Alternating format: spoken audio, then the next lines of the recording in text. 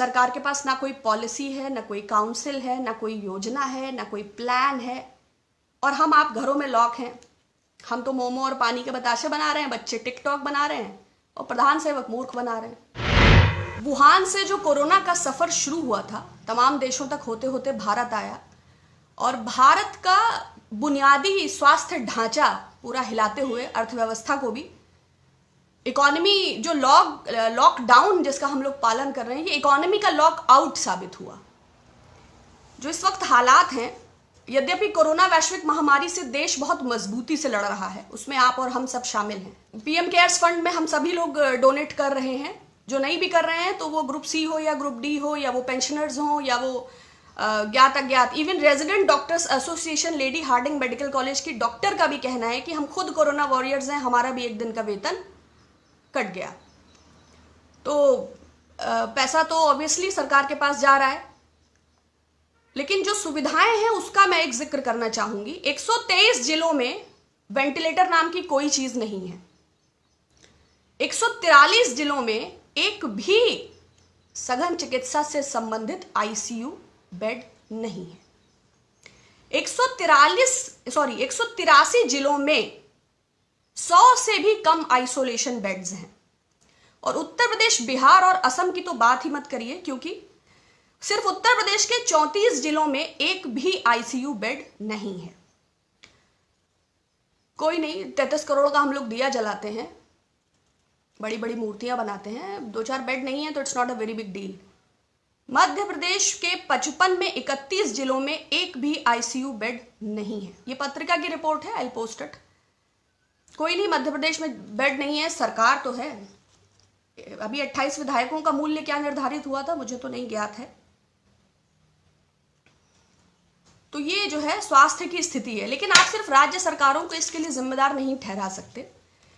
कारण ये है कि फाइनेंस सेंटर और फाइनेंस कमीशन मिलकर जो भी सरकार एक बजट, एक राज्य का जो भी उसको अमाउंट निर्धारित करती है, क्योंकि पीएम केयर्स फंड सीएसआर के अंतर्गत आता है, लेकिन जो सीएम केयर करके राज्यों के जो फंड प्राइवेट बनाए गए हैं वो सीएसआर के दायरे में शायद नहीं आते हैं। तो उत्तर प्रदेश को 1,40,000 करोड़ रुपए इस फाइनेंस कमीशन और सेंटर की बॉन्डिंग के अंतर्गत मिलना चाहिए था, लेकिन मिला है 8,255 करोड़ रुपए। तो आप ये क्या आप समझते हैं कि वो दिया जलाएंगे, कि फगुआ मनाएंगे, कि होली मनाएंगे, कि आईसीयू बेड लगाएंगे, कि आइसोलेशन सेंटर लगाएंगे, कि गाय का भोजन सुनिश्चित करेंगे? भाई, सरकार के पास रेवेन्यू जनरेट करने जैसी कोई चीज इस वक्त नहीं है। बिहार को 78,896 करोड़ रुपए मिलना चाहिए थे और मिला है 4,631 करोड़ रुपए। तो आप चाहते हैं कि पूरे देश से वो अपने बच्चों को बुलाएं, कहां से बुलाएं? आप हमारे घर आएंगे, जो हमारे पास आपके स्वागत के लिए उपस्थित होगा वही तो, अब वो काजू कतली है या गुड़, मेरी हैसियत अनुसार होगा। वेस्ट बंगाल को 58,900 करोड़ रुपए मिलना चाहिए था, मगर मिला है 3,462 करोड़ रुपए, जिसका तकादा मुख्यमंत्री ममता बनर्जी कई बार कर चुकी हैं। मध्य प्रदेश को 61,000 करोड़ मिलना चाहिए था, लेकिन मिला है 3,600 करोड़ रुपए। तो राज्य सरकारें क्या करें? प्रोक्योरमेंट के सारे राइट्स केंद्र सरकार के पास हैं। 245 रुपए की किट 600 रुपए में आईसीएमआर किसकी जवाबदेही है? भाई, 524 करोड़ रुपए का राफेल विमान एचएएल से लेकर फ्रांस की एक कंपनी को दे दिया जाता है, लेकिन राष्ट्र सुरक्षा के नाम पर हमें देशवासियों को यह जानने का अधिकार नहीं है कि वो 945 करोड़ रुपए जो बच रहा है, जिसको कमाने में मेरी 200 पुश्तें चली जाएंगी, वो कैसे 900 रात भर में वो कैसे एचएएल से फ्रांस को चला जाता है और 524 करोड़ से 1600 करोड़ हो जाता है। लेकिन ठीक, राष्ट्र हित में हम ये सवाल नहीं उठाएंगे। लेकिन रुपए की किट कैसे तमिलनाडु में 400 रुपए की और 600 रुपए की? तो अगर केंद्र सरकार के पास प्रोक्योरमेंट के राइट्स हैं और वही राज्य सरकारों के लिए सब कार्य कर रही है, तो क्या एक आम भारतवासी को ये जानने का अधिकार नहीं है? या सार्वजनिक मूल्य इसका क्या है, ये सरकार इसको स्पष्ट क्यों नहीं कर देती? ऐसे समय में जबकि लोग भटक रहे हैं, रो रहे हैं, उनके पास भोजन नहीं है, लोग बर्बाद हो गए हैं, ऐसे समय में भी मुनाफाखोरी और भ्रष्टाचार, क्या ये सरकार के संरक्षण और सहयोग के बिना संभव है? मैं इत्तेफाक नहीं रखती। आप यकीन करते हैं तो अलग बात है। तीसरी खास बात, देखिए, सरकार के पास पैसा नहीं है। ये बात अलग है कि 6 साल में, चाहे वो जेट एयरवेज हो, चाहे भारत पेट्रोलियम हो, चाहे बीएसएनएल हो, चाहे एमटीएनएल हो, चाहे एचएएल हो, चाहे लाल किला हो, चाहे $20 इंटरनेशनल मार्केट में पेट्रोल है, लेकिन हम तो उसी मूल्य में खरीद रहे हैं, लेकिन सरकार के पास पैसा नहीं है। 1 महीने की कोरोना डिजीज ने भुखमरी के वो हालात पैदा कर दिए हैं। हम वही हैं जो थोड़े दिन पहले विश्व शक्ति जगत गुरु थे और सबके कागज जांचने में पैसा खर्चने वाले थे। अचानक से इस कदर की भुखमरी है कि हम उसका सामना करने में सक्षम नहीं हो पा रहे हैं। लेकिन आरबीआई की एक, रिजर्व बैंक ऑफ इंडिया को एक आरटीआई एक्टिविस्ट ने एक दायर उसका जो जवाब मिला है वो बड़ा इंटरेस्टिंग है कि सरकार के एक और हालात ये हैं, दूसरी ओर सरकार ने डिफॉल्टर्स का 50 विलफुल डिफॉल्टर्स का 6,66,000 रुपया वेव ऑफ कर दिया है। अब सरकार का हृदय बहुत बड़ा है। हम लोग 5 ट्रिलियन इकोनॉमी का सपना देखते रहते हैं। कोई एंटीगुआ में आइलैंड रह रहा है, कहीं मेहुल चौकसी का भी कितना माफ हुआ है, मेहुल चौकसी का 5,492 करोड़, विजय माल्या का 1,943 करोड़, जतिन मेहता का 4,076 करोड़, बाबा रामदेव का 2,212 करोड़। बहुत गरीब है वो, उनको बाबा रामदेव क्यों कहते हैं? ही इज कॉर्पोरेट ठग। जैसे चिन्मयानंद स्वामी हैं, जैसे आसाराम बापू हैं, जैसे सावरकर वीर हैं, वैसे रामदेव बाबा हैं। थोड़े दिनों पहले वो 1,000 रुपए का नोट बंद कराने वाले थे, काला धन विदेशों से लाने वाले थे, जीन्स को बैन कराने वाले थे। लेकिन एनीवेज, वृंदावन में रहना है तो राधे राधे कहना है। हमसे पूछे बिना 265 टन करोड़ सोना, संसद में इसकी कोई चर्चा नहीं, गिरवी रख दिया। भाई बादशाह सलामत के जहन में कोई ख्याल आया कि 8 बजे के बाद ये नोट कागज के टुकड़े हैं, तो वित्त मंत्री से इससे सलाह करने की कोई आवश्यकता नहीं है। बादशाह सलामत ने ये फैसला ले लिया कि उत्तर प्रदेश में सरकार बनानी है तो नोटबंदी तो करना है। और चैनल्स को आप ऑथराइज करिए कि वो चिल्ला चिल्ला के ये बताएं कि काला धन आएगा, आतंकवाद जाएगा, नक्सलवाद की कमर टूटेगा। और लोगों का क्या है, they are busy with Photoshop industry, they are busy with so many things are there even though. लेकिन बैंक फ्रॉड का इतना बड़ा अमाउंट, 32,868 टोटल बैंक फ्रॉड्स हैं और 100 करोड़ के बहुत सारे लोग इसमें इन्वॉल्व हैं। मैंने सिर्फ 2 ही 4 नाम लिए हैं। इसमें आप समझते हैं कि तुम मुझे खून दो मैं तुम्हें आज़ादी दूंगा, तुम मेरा रोल वेव ऑफ करोगे तो हम भी तो तुम्हें कुछ देंगे। क्या बिना किसी अंडर टेबल 60 गांठ के इतना हजारों हजार करोड़ रुपए, 6,66,000 करोड़ रुपए वेव ऑफ हो गया? वैसे सरकार स्पष्ट नहीं करेगी, लेकिन भारतीय जनता पार्टी के कुछ भारी भरकम चंदे हैं, कॉर्पोरेट चंदे। Gupta coal India private limited, coastal projects, diamond power infrastructure, electrotherm India, और भी बहुत सारे होंगे। लेकिन खैर, देश नहीं बिकने देंगे, देश को किसी भी हालत में नहीं बेचना है। और हमारी धर्म और संस्कृति खतरे में है। न मालूम कब तुर्कों और मंगोलों का आक्रमण हो जाए और हमें जाके हिंदू कुश की पहाड़ियों में छुपना पड़े। तो प्लीज़ आप अपने हेरिटेज और अपनी संस्कृति को बहुत मजबूती से पकड़िए और बाकी अच्छा होगा। दूसरा, रतन राजश्री ने बहुत बार पीएम फंड के लिए मुझे बोलने के लिए कहा, बहुत कुछ विशेष है। देखिए, लॉकडाउन बिना किसी जांच पर, बिना किसी योजना के हुआ। हालांकि इस सरकार में सब कुछ बिना योजना के होता है, लेकिन हमारे पास एक व्यवस्था है, नेशनल डिजास्टर मैनेजमेंट एक्ट 2005। इस मैनेजमेंट डिजास्टर एक्ट 2005 के अंतर्गत 62 सेक्शन 62, इसमें एक नेशनल डिजास्टर मैनेजमेंट अथॉरिटी का जिक्र है।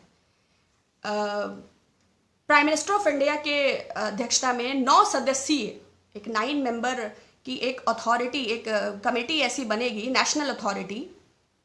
उसके बाद एक गवर्नमेंट ऑफ इंडिया के अंतर्गत नेशनल एग्जीक्यूटिव काउंसिल भी बनेगी, जो एक नेशनल प्लान बनाएगी आपदाओं से संबंधित।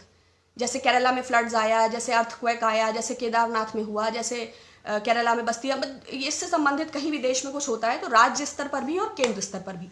अब कोविड-19 जो है ये राष्ट्रीय आपदा है, तो आपको अगर पता हो तो बताइएगा कि यदि ऐसी कोई नेशनल कमेटी, कोई ऐसी नेशनल अथॉरिटी, कोई ऐसी नेशनल एग्जीक्यूटिव काउंसिल जिसने कोविड-19 के ऊपर कोई नेशनल प्लान बनाया हो, जब बनाई नहीं गई तो आपको पता कैसे चलेगा। लेकिन ऐसा हमारे प्रावधान है। इसी एक्ट के अंतर्गत धारा N12, इसमें guidelines for basic minimum standards of relief, मतलब आपदा प्रभावित लोगों के लिए आधारभूत shelter, food, drinking water, medical cover and sanitation. अब शेल्टर तो आप देख ही रहे हैं, क्वारंटीन सेंटर्स के वीडियो आप देखिए, डॉग्स की तरह फूड और वाटर उन्हें फेंक के दिया जा रहा है और बहुत सारे मजदूर वहां से भाग भी रहे हैं। जो नहीं भाग पा रहे हैं वो भूखे हैं, वो रो रहे हैं। लेकिन जो फेंक के दे रहे हैं उनकी मानवता पे सवाल ना उठाइए, क्योंकि उनके पास पर्सनल प्रोटेक्शन इक्विपमेंट्स नहीं है। तो संक्रमण के खतरे के चलते वो बेचारे क्या करें, उनको जान भी अपनी बचानी है। कोई रेनकोट पहन के इलाज कर रहा है, कोई हेलमेट लगा के इलाज कर रहा है, कोई सर पे गार्बेज वाला बैग पन्नी बांध कर चल रहा है। वो मेक इन इंडिया कहाँ है वैसे, जो ग्लव्स भी नहीं बना पा रहा है, जो अलीबाबा से पेटीएम आएगा, अमेजॉन पूरे भारत में दिखाई देगा, सारे डिजिटल कमर्शियल प्लेटफॉर्म्स अब्रॉड से हैं।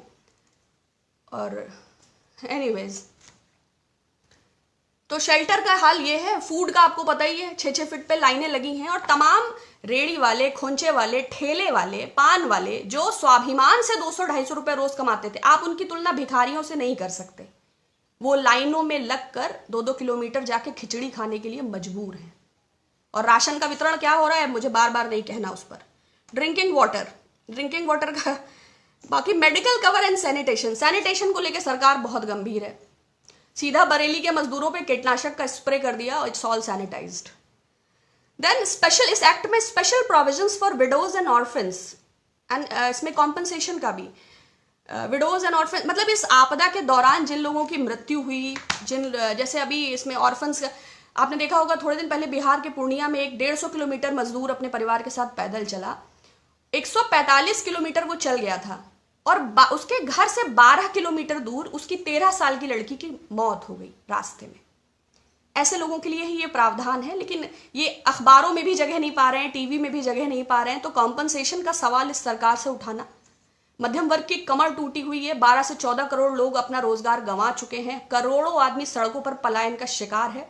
भुखमरी रुकने का नाम नहीं ले रही है। लेकिन हिंदुस्तान के निजाम विलफुल डिफॉल्टर्स का हजारों करोड़ रुपया माफ करके नए भारत की ताबीर लिख रहे हैं। इसमें धारा 13 के अंतर्गत लोन की भी चीजें हैं और भी कि कितना इंटरेस्ट दिया जाए, कितना वेव ऑफ किया जाए, कैसे लोगों का रोजगार सुनिश्चित हो, कैसे उनकी मदद की जा सके। लेकिन ऐसी किसी काउंसिल, ऐसी किसी अथॉरिटी, ऐसी किसी नेशनल डिजास्टर मैनेजमेंट कमेटी का कोई जिक्र किया ही नहीं गया, क्योंकि भारत के जो, हिंदुस्तान के जो बादशाह सलामत हैं, उन्होंने राष्ट्र के नाम संदेश दिया और एक घोषणा की और 4 घंटे में भारत सड़कों पे आ गया। जब राज्य के मुख्यमंत्रियों से मशवरे की आवश्यकता नहीं है तो राज्य के देशवासियों को तो कोई गिनती ही नहीं है। वो जो 1000-2000 उद्योगपति हैं उसके अलावा भारत में कोई नहीं रहता है। बस वो लोग थाली और ताली बजाने के लिए हैं कि प्रति मेरे 130 करोड़ भारतवासियों दिया जलाइए।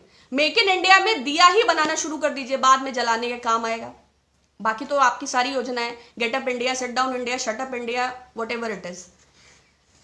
देन सबसे the most important thing is धारा 4(6) नेशनल डिजास्टर रिस्पॉन्स फंड।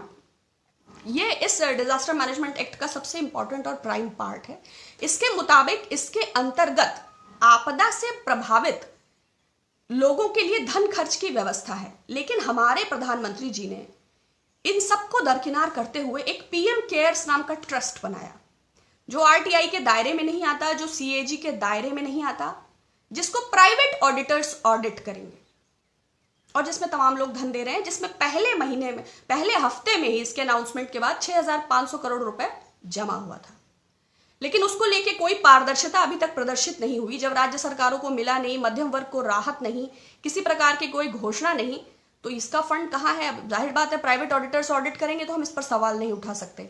और अगर कानून में, डिजास्टर मैनेजमेंट एक्ट में इस बात का प्रावधान है कि नेशनल डिजास्टर रिस्पॉन्स फंड रहेगा और उसको वो काउंसिल प्राथमिकता और आपदा प्रबंधन के आधार पर खर्च करेगी, तो पीएम केयर्स बनाया क्यों गया? हालांकि इसका उत्तर नहीं मिलेगा। दूसरा, इसमें नेशनल डिजास्टर मिटिगेशन फंड का भी प्रावधान है। ये धारा 4(7) है। मिटिगेशन क्या होता है मुझे पता नहीं था, तो मैंने इसको गूगल किया।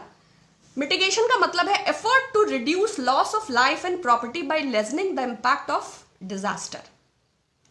मतलब आपदा से प्रभावित लोगों के जनजीवन की क्षति को कम करना इस मिटिगेशन फंड का उद्देश्य होगा। लेकिन जब उस पूरे कानून को ही दरकिनार कर दिया तो क्या सुनिश्चित होगा? सरकार के पास ना कोई नेशनल प्लान है, ना कोई प्रदेश स्तरीय प्लान है और ना कोई जिला स्तरीय प्लान है। सरकार, कहने में अजीब है, वसूली में लगी है। कहाँ कहाँ क्या क्या बेचा जा सकता है, 6 बरस में और क्या क्या रह गया है जिसको बेच कर हम अपने प्राइवेट फंड को सिक्योर करें। सरकार के पास ना कोई पॉलिसी है, ना कोई काउंसिल है, ना कोई योजना है, ना कोई प्लान है, और हम आप घरों में लॉक हैं। हम तो मोमो और पानी के बताशे बना रहे हैं, बच्चे टिकटॉक बना रहे हैं और प्रधान सेवक मूर्ख बना रहे हैं। चलिए, आज के लिए पीएम केयर्स के लिए कई लोगों ने बोला था, जो मुझे विधिवत जानकारी मिली उस आधार पे मैंने अपने विचारों को रखा है। आशा है आप सब कुशल से हैं। अपना ख्याल रखिएगा, आगे विषयों पर ज़रूर बात होगी। Thank you so much. अगर आपने अभी तक हमारा चैनल सब्सक्राइब नहीं किया है तो सब्सक्राइब करें और घंटी का बटन बिल्कुल भी दबाना ना भूलें, ताकि सभी लेटेस्ट खबरें पहुंच सकें आप पे सबसे पहले।